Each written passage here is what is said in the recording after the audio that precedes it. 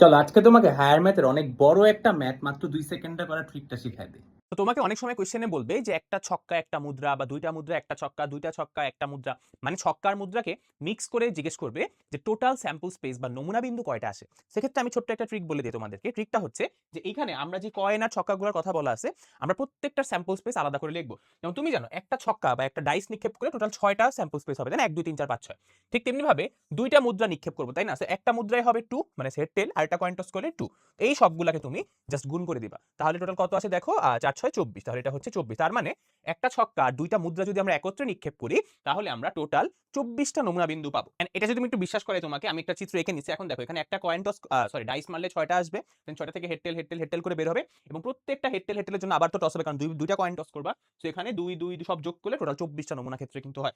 এটা তো চিত্র আকারে করা পসিবল না, সেই ট্রিকটা মনে রাখবা। আমরা আরো কিছু ম্যাথ দেখি।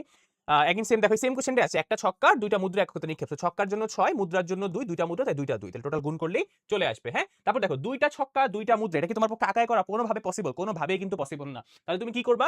দুইটা ছক্কা মানে আমরা কি লিখবো? এই যে একটা ছক্কার জন্য একটা 6, আর একটা ছক্কার জন্য আরেকটা 6, মানে ডাইস। আর দুইটা মুদ্রা, একটা মুদ্রার জন্য 2, একটা মুদ্রার জন্য 2। তো এটা কত হচ্ছে 36, আর এটা হচ্ছে 4। তাহলে 36 আর 4 গুণ করলে 144 হবে আমাদের আনসার। সো আই হোপ তোমরা এই ভিডিওটা থেকে শিখতে পারছো যে এই টাইপের কোশ্চেন যদি আসে, তাহলে কিন্তু তুমি প্রবাবিলিটি একে করার দরকার নাই, জাস্ট গুণ করে দিবা। সো এখন যদি আমার পড়ানো ভালো লেগে থাকে, তাহলে কমেন্টে আমার একটা কোর্স আছে যেখানে এসএসসি 27 এর জন্য আমি ফুল সিলেবাসটা নেক্সট 4 মাসে কমপ্লিট করে দিব।